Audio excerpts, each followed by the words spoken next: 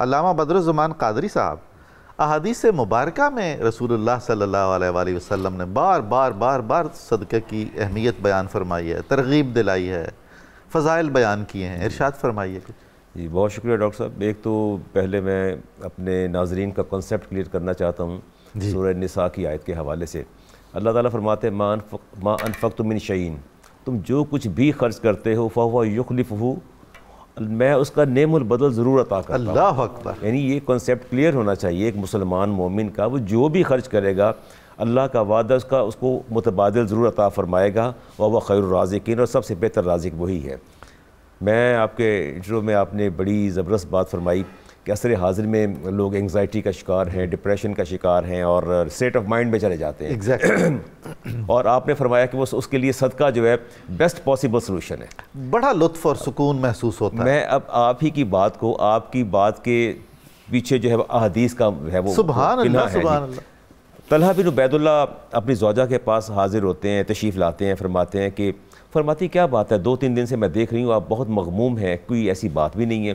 فرماتے ہیں میرے دل پر بہت بوجھ ہے، مجھے سمجھ نہیں آتی کہ یہ بوجھ کیسا ہے، اچھا، اور عجیب سا غلاف اور غبار میرے دل پہ ہے غم کا۔ تو فرماتی ہیں میں آپ سے ایک بات کہتا ہوں اگر محسوس نہ کریں، فرماتی ہیں پیسہ ہمارے پاس زیادہ آ گیا ہے، آپ ایسا کریں کہ اپنے اقربا کو رشتہ داروں میں تقسیم کر دیں۔ صبح اٹھے، پیسہ رشتہ داروں میں تقسیم کیا، اور شام کو زوجہ سے کہتے ہیں کیسی اچھی بات کی، میرے دل کا سارا بوجھ اتر گیا ہے، بوجھ پر تکلیف جاتی رہی۔ رسالت مآب علیہ السلام کے پاس ایک شخص حاضر ہوا اور عرض کیا یا رسول اللہ مجھے موت سے بہت ڈر لگتا ہے، میں بہت گھبراتا ہوں موت سے۔ فرمایا تجارت کرتے ہو؟ کہا جی۔ فرمایا تیرے پاس پیسے زیادہ تو نہیں ہوتے؟ پیسے زیادہ ہے۔ کمال ہے۔ اس مال کو اللہ کی راہ میں صدقہ کر دو، کیونکہ انسان کا مال دل سے بندھا ہوتا ہے۔ یہ قول ہے فطرت کے عظیم ترین نباز اعظم کا۔ سبحان اللہ، بالکل ایسا ہے۔ فرمایا انسان کا مال، انسان کا دل مال سے بندھا ہوتا ہے، جدھر اس کا مال جاتا ہے اس کا دل بھی وہیں جاتا ہے۔ فرمایا کہ تم مال اللہ کی راہ میں دے دو گے، صدقہ کر دو گے، تمہارا دل بھی رب کے پاس جانے کے لیے کرے گا۔ تو پھر آپ نے ارشاد فرمایا صحابہ اپنے تعلق اور نسبت کو رب سے مضبوط کرو۔ تو پوچھے یا رسول اللہ رب سے تعلق کو کیسے مضبوط کیا جائے؟ فرمایا بکثرت ذکرکم لہو، آپ اللہ کا ذکر کثرت سے کیا کرو، وکثرت الصدقات فی السر والعلانیہ، اور صدقہ کرو پوشیدہ بھی اور اعلانیہ بھی، دونوں صورتوں میں۔ تو کہا یا رسول اللہ ہمیں اس کا کیا فائدہ ہوگا، آپ یہ بھی فرما دیجئے۔ فرمایا تو جرو، تمہیں اس کا اللہ اجر عطا فرمائے گا، وتحمدو، اور تم قابل ستائش رہو گے، وترزقو، اور تمہاری اللہ شکستگیاں دور فرما دے گا اور تمہیں بہترین رزق عطا فرما دے گا۔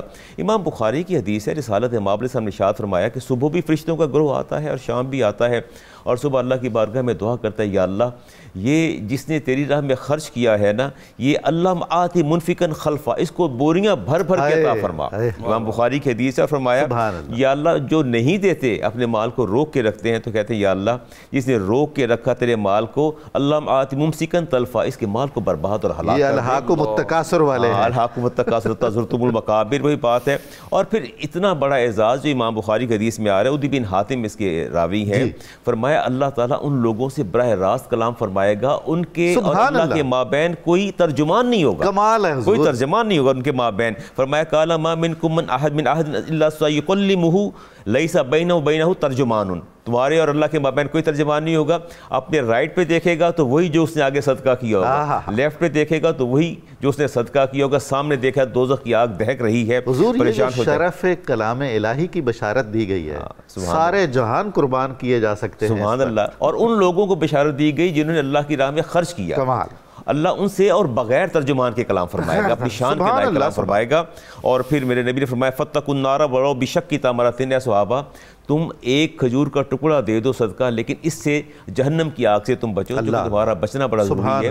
کتنا، بلکہ میں تو جب صدقے کی دیکھتا ہوں درجہ بندی کیٹاگوریکلی، میرے نبی نے ارشاد فرمایا، عدی بن حاتم فرماتے ہیں یا رسول اللہ، مقدار بن مادی کر فرماتے ہیں یا رسول اللہ اگر ہمارے پاس کچھ بھی نہ دینے کے لیے ہو، اب دیکھیں کیسے اسلام نے گریڈنگ کی ہے، کیسے درجہ بندی فرمایا۔ ما اتمتا زوجک فَهُوَ لَكَ صَدَقَةٌ، بیوی کو کھلاتے ہو یہ بھی صدقہ ہے. اگر فائنینشلی تم ویک ہو، تمہارے مالی طور پر مستحکم نہیں ہو، بیوی کو کھلاؤ صدقہ ہے. مَا أَطْعَمْتَ وَلَدَكَ، اور جو اولاد کو کھلاتے ہو فَهُوَ صَدَقَةٌ لَكَ، وہ بھی تیرے لیے صدقہ ہے. فرمایا وَأَطْعَمْتَ خَادِمَكَ، اور جو اپنے ملازم کو خادم کو کھلاتے ہو فَهُوَ لَكَ صَدَقَةٌ، وہ بھی تیرے لیے صدقہ ہے. وَمَا أَطْعَمْتَ نَفْسَكَ، اور جو از خود کھاتے ہو، سبحان از خود کھاتے ہو فَهُوَ لَكَ صَدَقَةٌ، وہ بھی صدقہ ہے. میں اس پر غور کر رہا تھا کہ خود کھانا کیسے صدقہ ہو گیا، تو میں کوئی چند سیکنڈ میں اتنا کروں گا. دیکھیں میں اور آپ کھاتے ہیں، اگر ہمارا پرسیپشن چینج ہو جائے کہ اللہ ہم اس لیے کھانا کھاتے ہیں کہ اللہ ہمیں قوت عطا فرمائے گا. ہم اور آپ کھاتے تو ہیں مگر آپ بہت اچھا کھاتے ہیں. چلے جی، اللہ تعالیٰ کھلاتے ہیں کھاتے ہیں.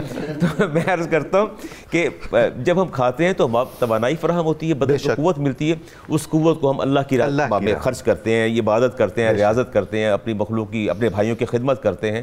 تو یقیناً ہمارا اپنا کھانا بھی صدقہ ہے. اگر کچھ دینے کے لیے نہ ہو تو اسلام نے گریڈنگ کر دی ہے.